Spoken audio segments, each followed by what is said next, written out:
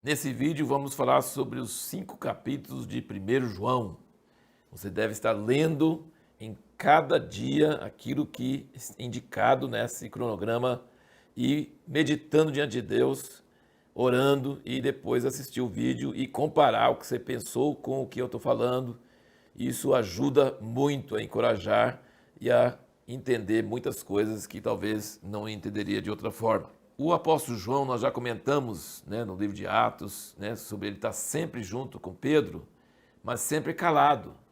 E mesmo nos evangelhos, ele não fala muito. A gente vê Pedro falando muito, a gente vê até alguns outros apóstolos falando, mas João a gente não vê falando muito. Mas ele teve uma proximidade com Jesus. No evangelho de João diz que é o discípulo quem Jesus amava, e ele teve uma percepção das coisas de Deus que os outros apóstolos não tinham.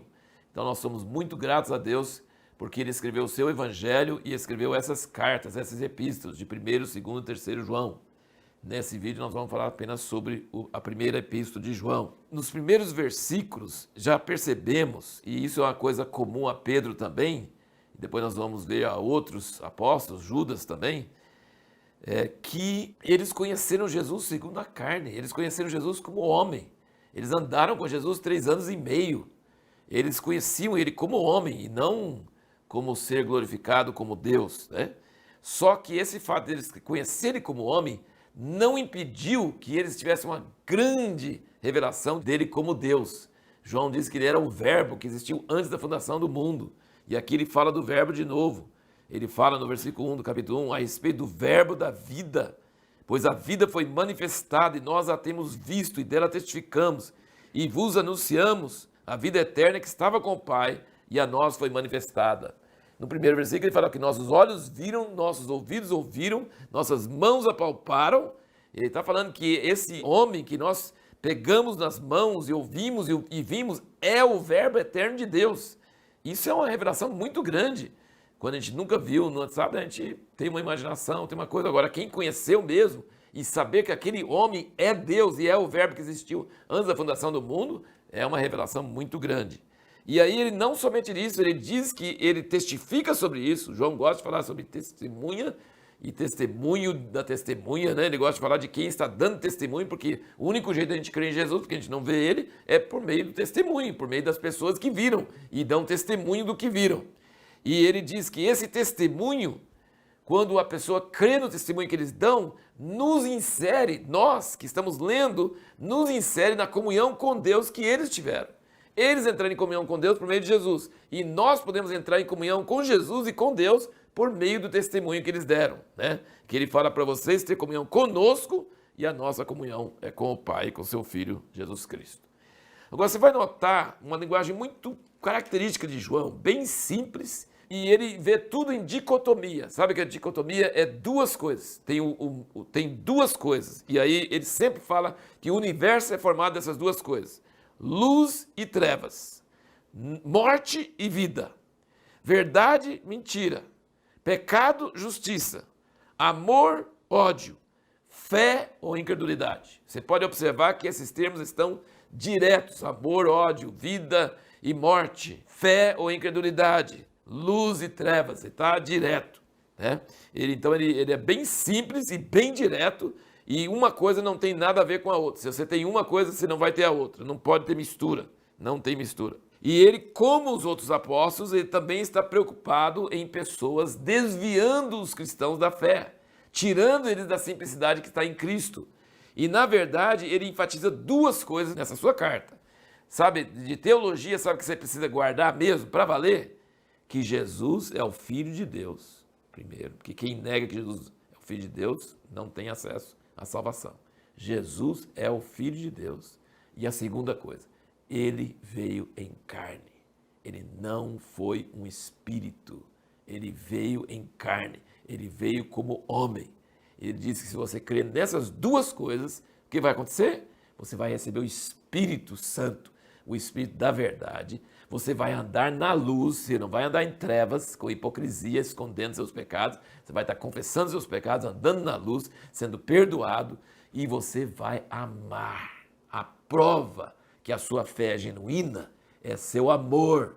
Se você diz, não, eu amo a Deus, mas não amo as pessoas, Ele disse, esse amor não é verdadeiro. Porque o amor, amar a Deus que não vê, não tem sentido nenhum. Tem que amar as pessoas que estão na nossa frente e que às vezes nos prova muito amor e fica difícil de amar.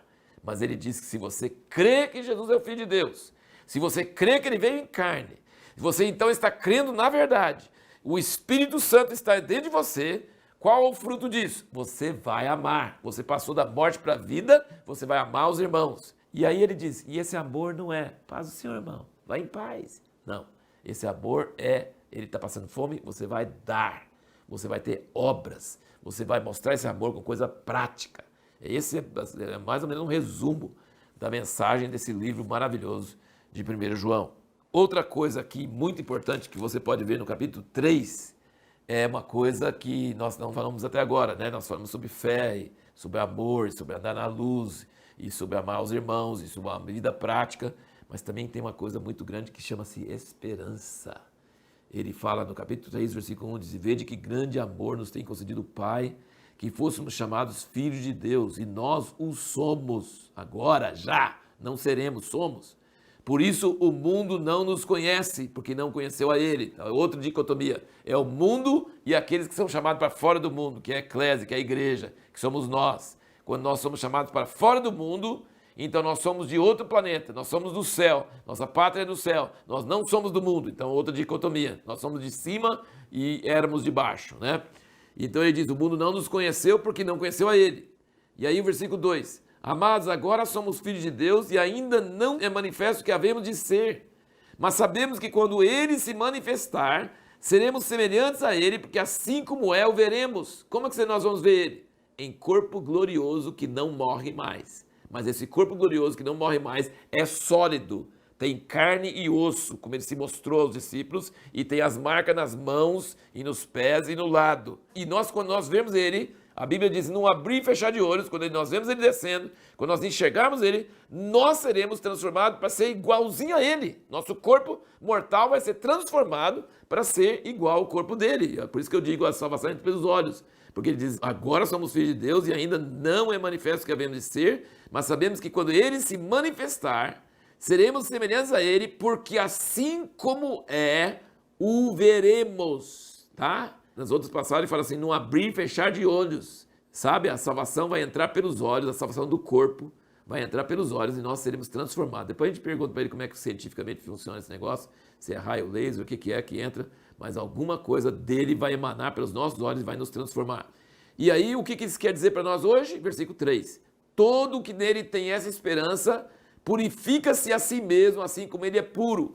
Isso nos puxa, isso é uma atração tremenda. Essa esperança, eu vou ter um corpo glorioso, eu vou viver para sempre, eu vou viver na eternidade. Então essa esperança me anima a ter aquela diligência que eu falei em 2 Pedro, ser diligente, a santificar, a purificar, a preparar, para que quando ele vier, a gente esteja por dentro transformado e só falta transformar por fora. Outra coisa assim muito importante aqui no capítulo 2, ele diz o seguinte, isso é muito importante, versículo 15, não ameis o mundo, esse livro aqui do Watchman Nee, não ameis o mundo, é um livro fantástico, não deixe de ler, é um livro que explica o que significa esse negócio de não amar o mundo, sabe? O que é o mundo, biblicamente.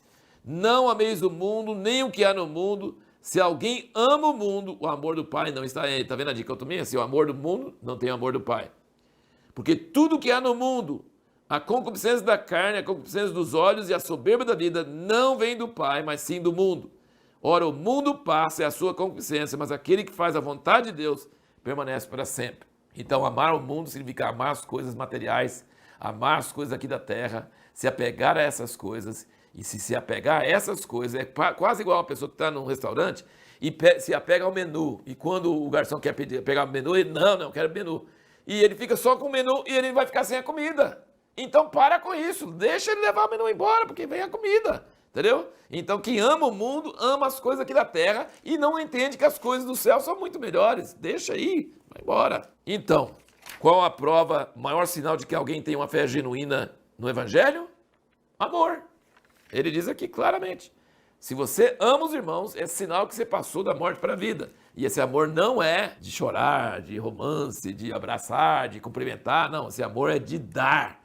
é de dar a vida, de dar os bens, de ajudar as pessoas. Esse amor é a prova que a fé é genuína. E a pergunta que nós temos no próximo vídeo é: qual o conceito que João tinha da verdade? Por exemplo, o que é? Pilatos perguntou para Jesus: o que é a verdade? O João pensava o que sobre a verdade? A verdade está contida em algum livro, a gente pega e decora? O que João pensava sobre a verdade? O que é a verdade?